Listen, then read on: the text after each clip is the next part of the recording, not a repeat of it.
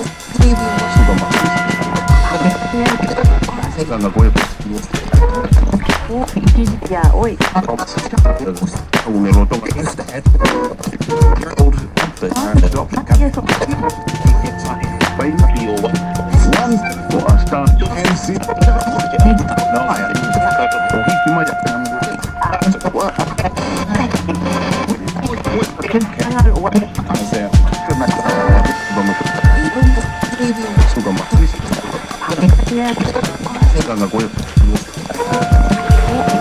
Ya, oi. Un eloto. Delhi మద్యం కేసులో arrest అయిన సమీర్ మహేంద్ర కేసులో ఈడీ తాజాగా దాఖలు చేసిన ఛార్జ్షీట్లో ఎమ్మెల్సీ కవిత, ఎంపీ మాగుంట శ్రీనివాసులు రెడ్డి, ఆయన కుమారుడు రాఘవన్ రెడ్డి, అరబిందో ఫార్మా డైరెక్టర్ శరత్చంద్ర రెడ్డిల పేర్లు కనిపించాయి. వీరితో పాటు ఈ మొత్తం వ్యవహారంలో బోయినపల్లి అభిషేక్, బుచ్చిబాబు, అరుణ్ పిల్లై పోషించిన పాత్రల గురించి ఇందులో చెప్పారు. ఇప్పటి వరకు అరెస్ట్ అయిన సమీర్ మహేంద్ర, పి శరత్చంద్ర రెడ్డి, బినయ్ బాబు, విజయ్ నాయర్, బోయినపల్లి అభిషేక్ల ద్వారా తీసుకున్న స్టేట్మెంట్ల ఆధారంగా ఈడీ ఛార్జ్షీట్ను దాఖలు చేసింది. ఇందులో తెలిపిన వివరాలు ఇలా ఉన్నాయి. మాగుంట రాఘవన్ రెడ్డి, కవితలు అసలు భాగస్వాములుగా ఉన్న ఇండో స్పిరిట్స్ సంస్థ 14,05,58,890 సీసాల మద్యం విక్రయించి 192.8 కోట్లు సంపాదించినట్లు ఇందులో పేర్కొన్నారు.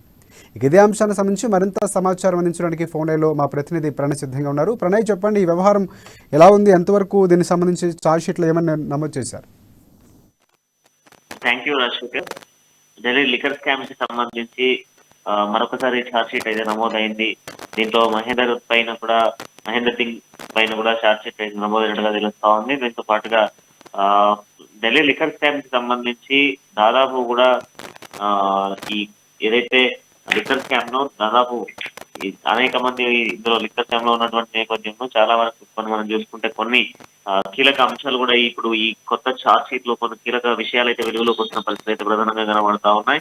ఢిల్లీ లిక్కర్ స్కామ్ కు సంబంధించి దేశవ్యాప్తంగా సంచలనం సృష్టించింది. దాదాపు ఎంతో మంది పేర్లు, ఇంక్లూడింగ్ ఎమ్మెల్సీ కవిత పేరు కూడా తెరపైకి వచ్చిన నేపథ్యంలో ఆ రాష్ట్రాలకు సంబంధించినటువంటి ఎక్సైజ్ శాఖ పాలసీ రుణాలకు సంబంధించి లిక్కర్ స్కామ్ కంపెనీలకు భాగస్వామ్యులు మరొకసారి ఆమె ప్రాతినిధ్యం ఉన్నట్టుగా కూడా తెలుస్తా ఉంది. దాంతో పాటుగా ఢిల్లీకి సంబంధించి కొన్ని కంపెనీస్ కి సంబంధించినటువంటి దాంట్లో కూడా ఈడీ విచారణ కొనసాగించినప్పుడు దాంట్లో ప్రధానంగా ఎమ్మెల్సీ కవితకు సంబంధించినటువంటి పేరు రావడం, 100 కోట్ల ఒప్పందంతో పాటుగా అక్కడ ఉన్నటువంటి లిక్కర్స్ కి సంబంధించినటువంటి స్పిరిట్ కంపెనీలకు సంబంధించి కంపెనీలలో L1 గా ఉన్నటువంటి కంపెనీలకు సంబంధించి కొన్ని కంపెనీస్ కి కవిత దాంట్లో పార్ట్నర్ గా ఉన్నట్టుగా కూడా తెలుస్తా ఉంది. అంటే దీంట్లో ప్రధానంగా ఒప్పందం ప్రకారం ఆమెకు పార్ట్నర్షిప్ ఇచ్చినట్టుగా, దాంట్లో మన భాగ్యస్వామి ఇచ్చినట్టుగా కూడా తెలుస్తా ఉంది. మాగంటి శ్రీనివాస్ రెడ్డితో పాటుగా పలువురు ఉన్నట్టుగా కూడా ఇంట్లో తెలుస్తుంది. అయితే గతంలో మనం చూసుకుంటే బంజారా హిల్స్ లో ఆమె నివాసంలో గతంలో కూడా కొన్ని చర్చలు జరిగినట్టుగా కూడా తెలుస్తుంది. అయితే ఈ ఢిల్లీ లిక్కర్ స్కామ్ కి సంబంధించినటువంటి ఇష్యూస్ లో కొంతవరకు జరిగినటువంటి గతంలో చూసుకుంటే బోయినపల్లి అభిషేక్ తో పాటుగా ఆనంద ఎంటర్ప్రైజెస్ కి సంబంధించిన డైరెక్టర్ కావచ్చు శరత్ చంద్ర రెడ్డితో పాటుగా పలువురు కొంత ఏపీకి సంబంధించినటువంటి 2 వ్యక్తులు కూడా ఉన్నట్టుగా తెలుస్తోంది. దీంట్లో ప్రధానంగా బుచ్చిబాబుతో కలిసి ఇన్ఛార్జ్ గా వివరించినటువంటి ఢిల్లీకి వెళ్ళినటువంటి కవిత ఒక ప్రత్యేక ఫ్లైట్ లో మనకు తెలిసిన సూట్ రూమ్ బుకింగ్ కావచ్చు, అదేవిధంగా ఆ ప్రత్యేక ఫ్లైట్ లో అనేక సందర్భాలలో కవిత కూడా వెళ్ళారు ఢిల్లీకి అంటూ కూడా వచ్చినటువంటి ఆరోపణలకు సంబంధించి ఇప్పుడు లేటెస్ట్ గా వచ్చినటువంటి ఛార్జ్ షీట్ లో క్లియర్ కట్ గా కూడా మనకు మెన్షన్ అవుతున్న పరిస్థితులు అయితే కనబడతా ఉన్నాయి. అయితే ఈ ఈడీ విచారణకు సంబంధించి కొన్ని కొత్త విషయాలు కూడా వెలుగులోకి వచ్చాయి. నవంబర్ 11న జరిగినటువంటి ఈడీ విచారణకు సంతంగా ఎమ్మెల్సీ కవిత చెప్పినటువంటి ఆధారాలతో పాటుగా ఈ రోజు సరికొత్త విషయాలు అయితే వెలుగులోకి వస్తున్న పరిస్థితులు అయితే కనబడతా ఉన్నాయి. ఈ ప్రధానంగా ఎమ్మెల్సీ ఫోన్ ట్రాకింగ్ కావచ్చు, ఆమె చేసినటువంటి ధ్వంసం కావచ్చు, గతంలో జరిగినటువంటి ఏదైతే మీరు మాట్లాడుకున్నటువంటి ఒప్పందాలు ఇవన్నీ కూడా వెలుగులోకి వస్తున్న పరిస్థితి అయితే కనబడుతున్నాయి. మరొకసారి ఛార్జ్ షీట్ అయితే నమోదైంది. మరొకసారి ఎమ్మెల్సీ కవితను ఈడీ విచారణకు పిలిచే కనబడతా ఉన్నాయి. దాంట్లో దాదాపు 192 లిక్కర్ దందాకి సంబంధించి ఆల్మోస్ట్ ఆల్ ఈడీ కొంత ఎంక్వైరీ జరిగినప్పటికీ లిక్కర్ స్కామ్ కి సంబంధించి దాదాపు కవితకు పార్ట్నర్షిప్ ఉన్నట్టుగా తెలుస్తా ఉంది. 100 కోట్ల ఒప్పందంతోనే ఇదంతా జరిగింది. దాంట్లో భాగస్వామ్యంగా ఎమ్మెల్సీ కవిత ఉన్నట్టుగా కూడా సమాచారం అయితే ఇందులో ఈ ఛార్జ్ లో పేర్కొన్నటువంటి పరిస్థితులు అయితే కనబడతా ఉన్నాయి. దాదాపు 14,58,890 సీసాల మద్యం విక్రయానికి పాల్పడినట్టుగా తెలుస్తుంది. దీంట్లో లాభం దాదాపుగా కూడా 119 కోట్ల చేంజ్ వరకు కూడా సంపాదించినట్టుగా తెలుస్తుంది. మొత్తంగా డైరెక్టర్లుగా ఉన్నటువంటి అరవిందాస్ ఫార్మసీకి డైరెక్టర్ గా ఉన్నటువంటి రెడ్డితో పాటుగా రాఘవేంద్ర రెడ్డి, అదేవిధంగా ఎమ్మెల్సీ కవిత భర్త శ్రీనివాసు కూడా ఇందులో ఉన్నట్టుగా తెలుస్తా ఉంది. కొంత తాజాగా మనం చూస్తే ఇందులో ఛార్జ్ లో నమోదైనటువంటి పేర్లలో ఇటు ఎమ్మెల్సీ కవితతో పాటుగా మాగంటి శ్రీనివాస్ రెడ్డితో పాటు ఇటు బోయినపల్లి అభిషేక్ కుమార్ తో పాటుగా పలువురు పేర్లు అయితే ప్రధానంగా కనబడుతున్నాయి. మొత్తంగా ఢిల్లీ లిక్కర్ స్కామ్ కి సంబంధించినటువంటి విగ్రహాల్లో ప్రధానంగా చూసుకోవచ్చు 15 మంది వరకు కూడా ఛార్జీలు నమోదైనటువంటి పరిస్థితులు అయితే ఉన్నాయి. ఈ నేపథ్యంలోనే లిక్కర్ స్కామ్ కి సంబంధించినటువంటి అంశాలలో ప్రధానంగా కొన్ని అంశాలను మనం చూస్తే కవితకు సంబంధించినటువంటి ఆరోపణలు వచ్చినప్పటికీ ప్రయత్నం చేశారని చెప్పుకోవాలి. కవిత పేరు కావాలనే ఇచ్చారు, ఛార్జీలో లేదు, దానిలో పేరు ఎక్కడా కూడా లేదు అంటూ కూడా కవిత ఈడీ విచారణకు ముందు ఆమె ఆరోపించిన విషయం మనందరికీ తెలిసింది. ఈ నేపథ్యంలోనే ఇప్పుడు ఛార్జ్ షీట్ లో చూస్తే ప్రధానంగా కవిత పేరే తెరపైకి వచ్చిన పరిస్థితులు అయితే కనబడుతున్నాయి. మరి మరొకసారి కవితపై ఈడీ విచారణ జరగనుంది. కవితకు ఈడీ నోటీసులు కూడా అందజేయడం జరిగింది. సో ఆ కవితకి ఇచ్చేటువంటి నోటీసులలో ఇప్పుడు ఈడీ అధికారులు విచారణ చేపడుతున్న నేపథ్యంలో అనేక మంది పేర్లు కావడం ఇదంతా కొంత ఆసక్తి లేదు. అందులో కవిత మొదటి నుంచి కూడా కవిత పేరు ఉన్నప్పటికీ కొంత తప్పించేటువంటి ప్రయత్నం చేశారు, నోటీసులు అయితే అందజేశారు. తర్వాత ఒక రోజు విచారణ అయితే జరిగింది. ఆ విచారణ అనంతరం కూడా మరొకసారి హాజరు కావాల్సి ఉంటుంది అని కూడా కవితకు పేర్కొన్న నేపథ్యంలో కవిత ఇంతవరకు అయితే ఆ విచారణకు హాజరు కాలేదు. సో ఇప్పుడు ఛార్జ్షీట్ లో పేరు రావడంతో కవిత ఖచ్చితంగా కూడా ఈడీ విచారణకు అయితే హాజరు కావాల్సిన పరిస్థితులు అయితే ఉన్నాయి.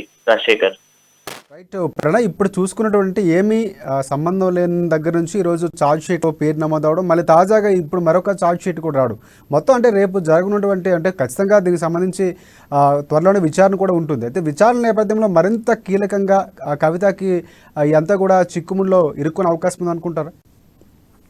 ఇరికేటువంటి ఛాన్సెస్ ఉన్నాయి రాజశేఖర్. ఎందుకంటే మొదట కవిత పేరు అసలు లేదు అంటూ కూడా కవిత ఇచ్చినటువంటి ఆరోపణలు, స్టేట్మెంట్ కావచ్చు, నేను దాదాపు అంటే 6న జరగాల్సినటువంటి విచారణకు సంబంధించి నేను ఇంట్లోనే ఉన్నాను అన్నటువంటి గేమ్ కూడా ఒక ప్లే చేయడం జరిగింది.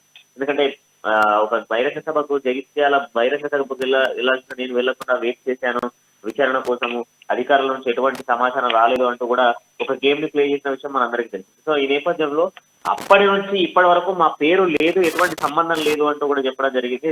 ఇప్పుడు చూస్తే ప్రధానంగా 2 ఛార్జ్ షీట్లలో కూడా కవిత పేరు రావడం ఇప్పుడు ఆసక్తిగా మారిన పరిస్థితి అయితే కనబడతా ఉన్నాయి. దీంట్లో లెక్కర్ స్కామ్ కి సంబంధించి దాదాపు మనం చూస్తే 192 కోట్ల 80 లక్షల వరకు కూడా ఒప్పందాలు లాభాలు పొంది దాంట్లో ఎంతో విక్రయాలు చేసినటువంటి పరిస్థితులు అయితే కనబడుతున్నాయి. అయితే ఖచ్చితంగా కూడా మరొక ఇప్పటికి 2 ఛార్జ్ షీట్లలో కూడా కవిత పేరు రావడము అండ్ దాంతో పాటుగా రెండోసారి జరిగేటువంటి విచారణలో మరికొన్ని విషయాలు ఈడీ అధికారులకు చేతిలో చిక్కుతాయి. ఆ తర్వాత ఖచ్చితంగా కూడా మరికొంతమంది వెలుగులోకి వచ్చేటువంటి అవకాశాలు ఉన్నాయి. దాంతో పాటు కవిత కూడా చిక్కుల్లో ఇచ్చేటువంటి ఛాన్సెస్ అయితే ఉన్నాయి. సో ఈ నేపథ్యంలో మరి కేసీఆర్ ఏమైనా సంచలనమైనటువంటి నిర్ణయాలు తీసుకునే ఛాన్సెస్ ఉందా అనేది కూడా కొంత ఆలోచించాల్సిన పరిస్థితి అయితే కనబడుతున్నాయి. ఎందుకంటే బీఆర్ఎస్ తో ఆయన ఒకవైపు కేంద్రపాలిత రాష్ట్రాలు ఉన్నటువంటి